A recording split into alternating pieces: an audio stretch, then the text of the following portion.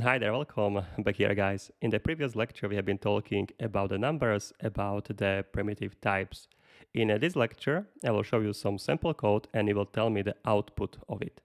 So let's start in our main function. Let's remove everything and let's create here a couple of variables. Okay, very simple one. I will create here a variable called a, so let a, and I will assign there 10. Okay, then I will create a variable b, so let b, and I will assign there the value of a, so let's assign there a. Then I will create a variable of c, and I will assign there value of 15. Okay, then I will create a variable sum, and the sum will be the result of add function. So we will create an add function that will add two variables together, two values together. Okay, so under here, let's create your function. Let's call it add. Okay, nothing new here. And this add function will be working with the two parameters. Parameter x, which will be type of u32, and parameter y, which is the parameter of u32 as well. And the result of this function will be u32. Okay, then we will add them together. So let's write here let. We can also call it sum, no big deal here. And we can get here x plus y, all right. And then we can return simply sum. Okay, so we can return a sum from here, or we can call it the result. Yeah, let's call it the result. Or we can call it sum here, and we can call it result up here. It's up to you. Yeah, but what you want to name your variables are up to you. I will call it result here, result, and then simply we can return the result here. Okay, so here we have a result, x plus y, and here we are returning a result, and here we'll call the function add, and here we'll add the value a and the b. And here we'll print line sum. Okay, so print line sum here. Okay, and sum here. Okay, very simple functionality. And by the way, here, as we learned before, we don't need to return here like this. We can write a similar syntax, but a simpler one is a result, and that will be the same. When you write the expression without the semicolon, it will be returned automatically, so you don't need to write the return at all. Okay, so this is, guys, actually up to you how you want to declare it. Declare it here. Actually, guys, to stay here with the syntax ABC, let's call this actually D. Yeah, let's call this sum D, and let's call this result, let's call it sum here. Okay, I will do it this way here, so we are more consistent here. Okay, and here will be not the sum, but this will be the D. Okay, guys, now we'll run this code in our console, and it will tell me what's the output of the D. It should be pretty simple to figure it out, right? We are passing here A and B values to add, so what will be the D value? Okay, let's go to our terminal and let's write here cargo run. And you should see here the value of 20. Of course, it's value 20 because A is value 10, but we are passing to our add function. And the value of B is also 10 because the value of A is 10 and we are assigning this to the B, so the B is also 10. So to add is getting 10 and 10. Then our add function is executed with the value x and y, which is a 10 and 10 we have assigned here. And the sum will get x plus y, which is a 10 plus 10 is a 20. This will get to the sum, and this will be returned from the function, and this will get into the D, stored into the D variable, and that's what we are outputting here. Okay, that wasn't the purpose of the lecture, to show you this very simple code. I would like to show you how it's working on the base level in the memory of your computers, and I would like to talk about the stack and the heap concepts. Okay, guys, now we'll be going a little bit sideways. From this point on, this lecture will be the AI lecture, so additional information lecture. If you know about the stack, you know about the heap, you can skip to the next one. Now I will be drawing some things, and I will be explaining how this works in the background, okay, on the base level.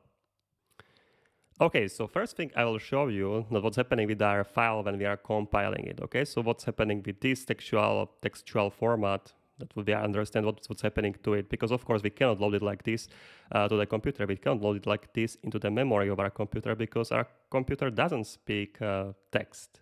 It speaks just the ones and zeros. Okay, so let's go to our terminal for a second. And we'll compile our code, okay? So we'll compile it. Let's write here command rust-c to compile our main function, okay? So our main.rs. Not main function, but our main file.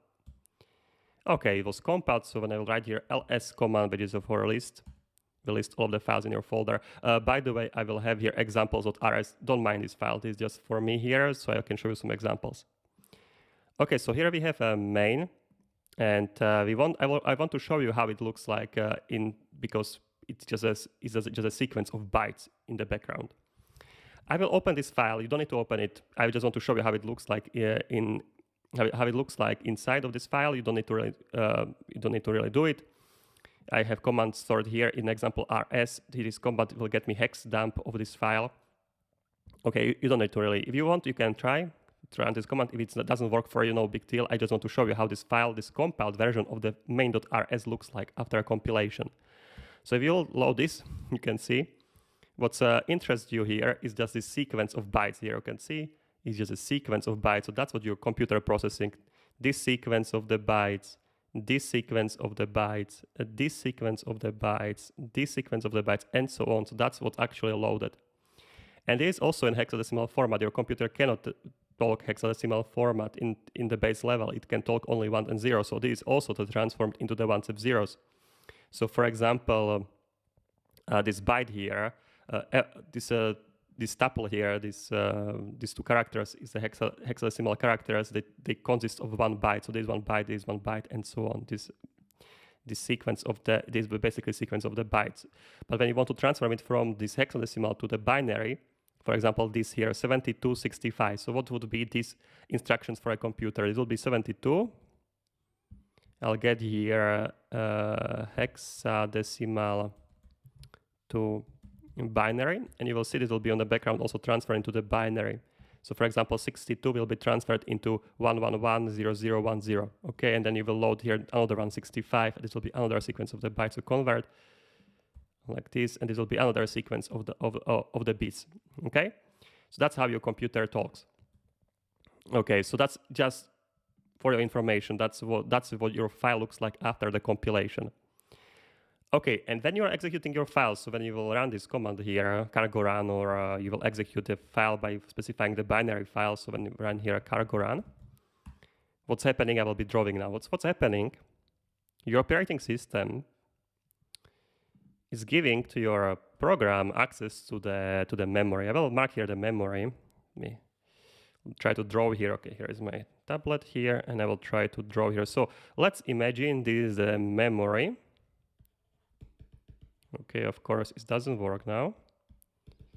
Okay, let me go back here. All right, so let's try it one more time. Okay, now it works. Okay, so let's imagine this will be representing memory. This box here I will be drawing now will be representing the memory you have available to your program. By the way, running program in terms of operating system is called process. Okay? Okay, and we have available memory that's our operating system is giving us, so we can run the program. Okay, this memory is starting with the high address is going to the low address. So there's address 0, there's some high address here, but this addressing isn't really important in the context right now. So here is the low address, here is the low address, and here is the high address in the memory. Okay. In the memory. Okay, so we are going this way here and this way up here. Okay, so high addresses and low addresses. Okay, so we have available memory. We are running our executable file, this binary file you could see, and it has to be loaded into the memory somewhere. There is a special location that we have available into the memory where we can load our code. So there is our file is loaded into the memory. There's a text section here, there's a text section here, or it's also called code section where the code is loaded, and it's only read-only memory. We can only read from our code instructions. We cannot write there anything. There are also other sections here that are currently not that important here, but keep in mind that your code is loaded into the memory of your computer. This actually representation is a virtual memory. This is not a hardware memory, your RAM. Okay, so as your code is getting instructions processed, these instructions, the results of these instructions, when you're storing the value of 15 or value of 10 or value of 20, has to be stored somewhere into the memory as well for later computations and later use. So in the memory, you have a section called stack. Okay, so you have here a stack memory. Okay, this section is called stack.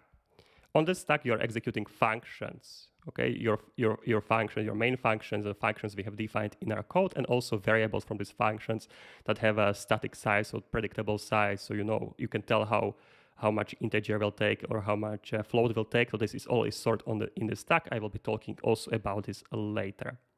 There is also one other section of the memory called heap. Okay, heap is more flexible, dynamic. You can store more things on the heap, and heap is growing from the low address to the high address. So the heap is growing like this, and stack is growing like this. Okay. So heap is going from a low address to the high address, and stack is going from a high address to the low address. And what's the difference also between the stack and the heap? The stack is much faster. You can store things and take out things from the stack much faster than from the heap. And these two storages are used for storing your values, to storing the results of your functions, and so on, as your code is running in the memory. Okay, guys, and that's just the base concept, so you know. So just to recapitulate, what happened with our main.rs, we are compiling this file as a sequence of the bytes, as you could see in the terminal here. Okay, now the sequence of the bytes. This sequence of the bytes is loaded into the code sections of the memory as it's executed. So we can write the instructions of our code. So these instructions, what I mean, these instructions here. We have here A, B, C, D. We are storing some values. We are doing some operations in our code. Okay, and these instructions, the functions, as our program is running, are loaded into the stack. There is also the heap memory, and the heap memory we are storing also the values, but the values of the dynamic character heap is much bigger, and we can store more values. It's slower than the stack, but it also has its use, and you will learn about it much more in the upcoming lectures. Okay, guys, now we'll be talking about something else. Now we will just not talk about the memory in its entirety, but we'll be talking only about the stack, and you will learn how this function is executed and how the values are stored in the stack. Okay, guys? So for this, I need to remove this. You can write it down somewhere, or I can also link you one video in this description where you can learn more about this. Okay, I would like to remove this. I cannot. Okay, so edit this, and we'll be talking only now about the stack and how our instructions are stored. Okay, so here I will draw here only the stack. Okay, so here will be our stack. This box will not, it's not a memory, it is just a part of the memory called stack. Okay, so this is our stack, and the function will be running. The function which will be running will be the main function and add function. So just for clarity, I will write here this so we can see it at the same time as I will be writing it. So we are storing here let a value 10, right? Then we have here let b, we are storing a there. Then we have here let c, we are storing 15 there. Then we have let d, and we are storing the result of the add function. So we are calling add, and we are passing here a and b, right? Then we are closing this, and then we have here function add. Okay, I will not write here types just to speed it up. Okay, so function add here will be let sum, and this is the a plus b, and here we are returning sum. Okay.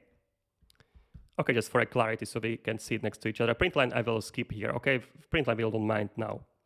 Okay, so what's happening when your program is executed?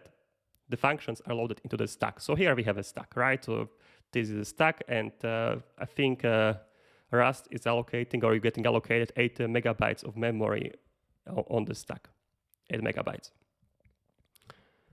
Okay, so what's happening? The main function, we can tell in advance how much the main function will take on the stack, how much memory the main function needs, because we have here only integer types, right? We know we are storing the number 10, we are storing here then again 10, then 15, then the result of the add function, which is again the number. So we can tell in advance how many bytes we can store, because the compiler knows that we have here U32, here we have a U32, here we have a E32, and here we have a U32. So this is a 4 bytes, 4 bytes, 4 bytes, 4 bytes, so in total 16 bytes plus some bytes for a metadata. So the stack knows in advance how much bytes we need to store here. So it will allocate something called stack frame. Stack frame for the main function execution, for a main function execution. Okay, this is a stack frame where I will be storing the values for the main function. Okay, I will mark here a stack frame. This is a stack frame. And I'm sorry, this lecture will be a little bit longer.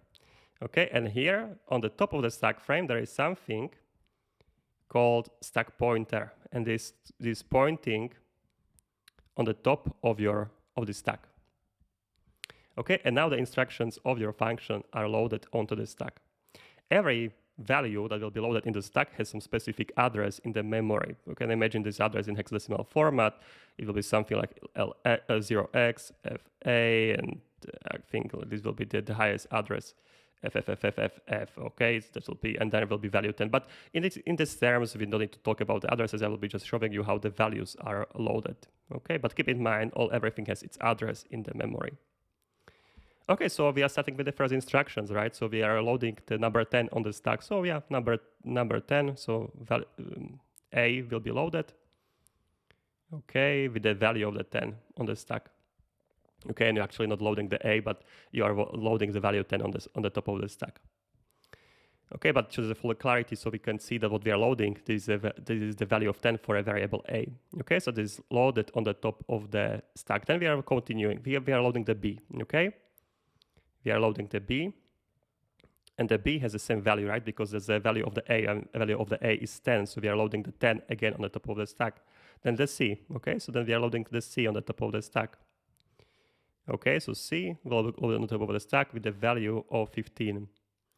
Okay, and we have here D, but in the same line we are executing the function, add function. So the add function has to be loaded into the stack frame. Okay, the stack frame has to be created. Stack frame for the add function has to be created, and add can be loaded into the stack. Okay, so again, the stack frame is allocated. Okay, so this is under stack frame. The stack pointer actually in this case will move. Okay, so stack pointer will be not pointing now here, but it will be pointing on the current top of the stack. Okay, so the stack pointer will be pointing here, and your add function will be loaded here. Okay.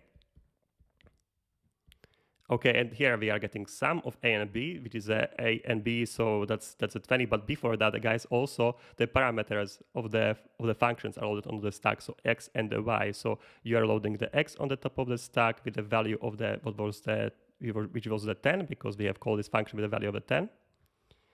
So the value of the 10 is loaded. Then for I, we are loading the number of the 10. Okay, then we are doing operation. Actually, it should be X plus Y, right? So X plus Y, my mistake here. X plus Y. So X plus Y is how much? It's how many? It's a 20. Okay, so then we are loading the sum here, and this will be 20. Okay, and this will be loaded on the stack. So now we have a 20, and we are returning from the functions. What's happening when we are returning from the functions? We are returning from the previous top of the stack, which was the pointer here. So again, we are going from here, and we are going on the current top of the stack, and here we are loading the D. All right, so here will be now the D with the return of the function, which was the 20, and that's our current top of the stack. What's happening with this stack frame down here with the add function is actually not getting deallocated from the memory, but the stack pointer is pointing here. So in the next instruction that will be called, will be just simply will override this. Okay, so this place here will be not removed, but it will be overridden by the next instructions. If the next instruction will happen. If not, if the main function is the last one and there are no other instructions, then everything is loaded outside of the memory, because then there is nothing to be executed. So everything is wiped out from the stack, and process is terminated. Okay, so that's how it works, guys, in the background. And if you see here is println function, this we can also keep this in mind now. So if we would have here after the D also println function, then okay, we'll remove this. So let's imagine we have here also println after the D. Okay, now I need to remove everything, right? So get here. So I'll try to remove everything. Okay, so let's imagine now after this, we have also still println. We will call also println function, because the println function is defined somewhere. It's defined in the Rust library. And the stack frame from the print function will be allocated. We'll call it here now println. So here will be println for the value of, they are passing here for a value of the D. Okay, and we'll be loading the D on the stack now. All right, so we'll be loading on D with the value of a 20, because we are calling it with the 20 here, println D 20.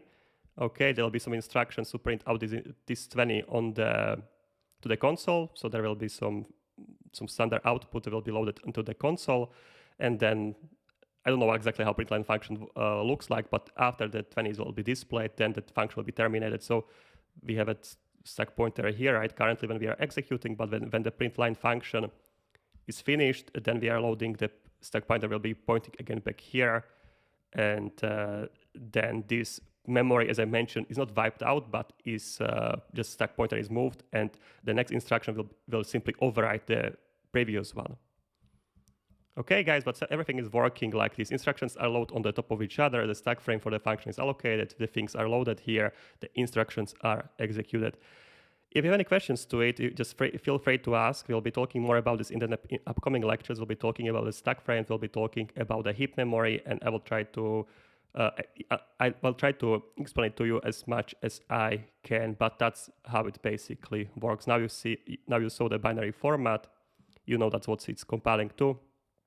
And these instructions will be loaded into the memory, into the stack now specifically. Okay, guys, so that's gonna be it. I will link also some interesting video into the description, so maybe it will give you more idea about this. And let's continue next one. And I'm sorry for the long lecture. Cheers.